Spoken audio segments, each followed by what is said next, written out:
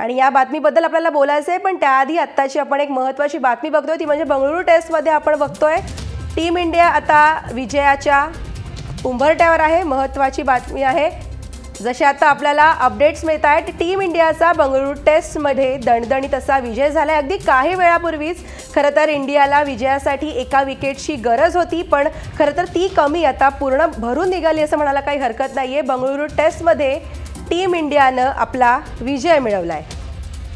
ऑस्ट्रेलियासमोर खरं तर 188 रन्सचं आव्हान ठेवण्यात आलं होतं आणि जशी आता आपण बातमी बघतोय त्याप्रमाणे बंगळुरू टेस्टमध्ये भारताचा दणदणीत असा विजय झालाय। ऑस्ट्रेलियानं 103 रन्समध्ये आपण बघितलं काही वेळापूर्वी खरं तर 7 विकेट्स गमावल्या होत्या। तो आकडा थोड्या वेळातच अगदी 9 वर गेला आणि भारतानं अगदी दणदणीत असा विजय बंगळुरू टेस्टमध्ये जिंकलाय। आणि याचबद्दल आपण बोलूयात। आपल्यासोबत आता आहेत क्रीडा समीक्षक संदीप चव्हाण सर। आपण थोडा वेळ आधीच बोललो होतं, खरं तर टीम इंडिया विजयाच्या उंबरठ्यावर आहे आणि ती कमी पूर्ण झाली आणि दणदणीत असा विजय टीम इंडियानं मिळवलाय।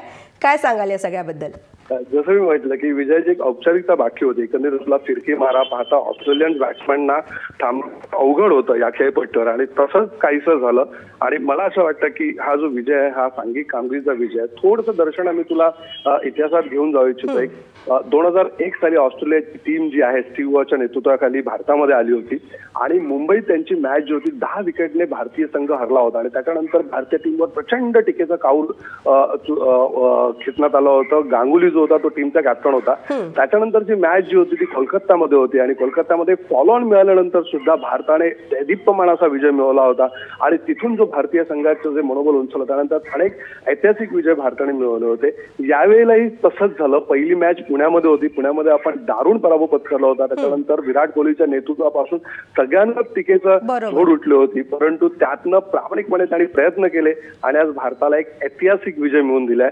सिरीजमध्ये आपण 1-1 अशी बरोबरी साधलेली आहे, पण ही 1-1 बरोबरीपेक्षाही जो आपण एक मानसिक विजय जो आहे ऑस्ट्रेलियन टीमवर मिळवलेला आहे तो सगळ्यात महत्त्वाचा आहे। कारण या टेस्टची सुरुवात सुद्धा तितकीशी समाधानकारक झाली नव्हती।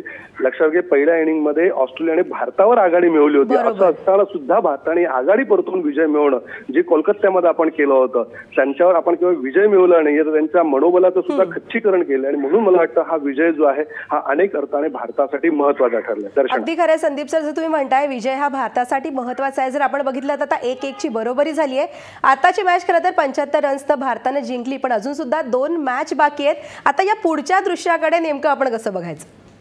जसं मी म्हटलं की हा विजय जो आहे हा केवळ या दुसऱ्या टेस्ट पुरती न पाहता आपण ऑस्ट्रेलियाचं मानसिक खच्चीकरण केलेलं आहे। कारण पहिल्या डावात तुम्ही पिछाडीवर असताना सुद्धा जेव्हा तुमची टीम जी आहे विजय मिळवते तेव्हा नक्कीच त्यातनं तुमच्या टीमचं मनोधैर्य दिसून येतं आणि ज्या पद्धतीने आपली बॉलिंग बॅटिंगमध्ये अजिंक्य रहाणेला पुन्हा फॉर्म सापडलेला आहे, त्यामुळे सगळं काही गणित जी आहेत ही भारताच्या बाजूने जुळून आलेले आहेत। आणि विराट कोहली असा एक कॅप्टन, जसं म्हटलं तो छडी उगवणारा कॅप्टन आहे। तुमची जर कामगिरी जर खराब झाली तर तो पूर्व पुन्हाही महत्वाचे नाही, आज आणि आता तुम्ही काय करता आहात हा त्यासाठी सगळ्यात महत्वाचा निकष होता। आणि याचद्वारे तुला आठवत असेल की अजिंक्य रहाणेला जेव्हा पुनरागमन होणार होतं तेव्हा त्याच्या आधी ज्या खेळाडूला बदली खेळाडू म्हणून आणण्यात आलं होतं त्यांनी त्रिशतकी खेळी केली होती, ट्रिपल सेंचुरी मारली होती। असं असताना सुद्धा त्याच्याऐवजी अजिंक्य रहाणेला पहिली पसंती विराट कोहलीने दिली होती, कारण पूर्व पुन्हापेक्षा तुमचं सातत्य महत्वाचं आहे। आणि आज अजिंक्य रहाणेचा तो विश्वास जो आहे अत्यंत महत्वाच्या वेळेला सिद्ध करून टाकलाय। त्यामुळे खऱ्या अर्थाने एक टीम विजय जो आहे तो ऑस्ट्रेलियाने मिळवलेला आहे। त्यामुळे इथून आता भारताला मागे होण्याचं काही कारण नाहीये, कारण जो विजय आवश्यक होता आणि ज्या दणक्यात आवश्यक होता तो भारताने मिळवलेला आहे। अगदी खरं आहे। Thank you very much Sandeep sir, तुम्ही हे सविस्तर विश्लेषण केलं त्याबद्दल। बघा आपण बघतोय महत्त्वाची बातमी आताची ती म्हणजे बंगळुरू टेस्टमध्ये भारतानं दणदणीत असा विजय मिळवलाय।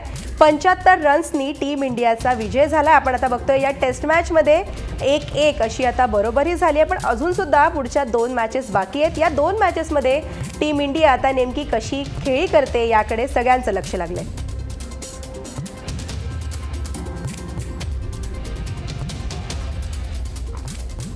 बंगळुरू टेस्ट मॅचमध्ये आपण बघतोय टीम इंडियानं उत्कृष्ट अशी खेळी केली आहे। 75 रन्सनं टीम इंडियानं ऑस्ट्रेलियावर विजय मिळवलाय आणि याबरोबरच सिरीजमध्ये 1-1 अशी बरोबरी सुद्धा केली आहे। आपण आता एक नजर टाकूया या संपूर्ण मॅचच्या स्कोर बोर्डवर।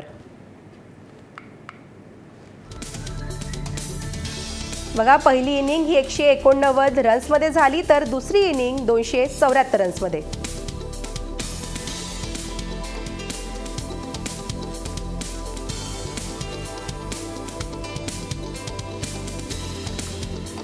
ऑस्ट्रेलियाची इनिंग नेमकी कशी होती ते सुद्धा आपण बघूया। पहिली इनिंग ही 276 रन्सवर आटोपली, तर दुसरी इनिंग ही ऑस्ट्रेलियानं 112 रन्समध्ये आटोपली।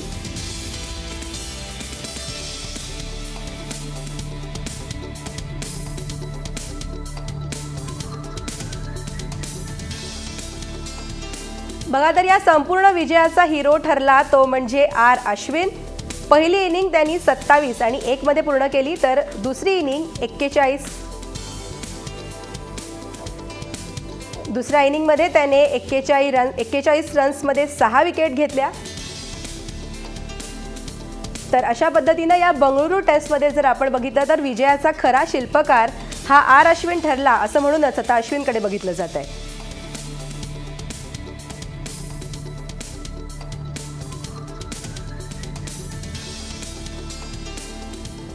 बघा, आपण बघतोय महत्त्वाची बातमी आजची। बंगळुरू टेस्टमध्ये टीम इंडियानं दणदणीत असा विजय मिळवलाय। 75 रन्सनी भारतानं हा विजय मिळवलाय।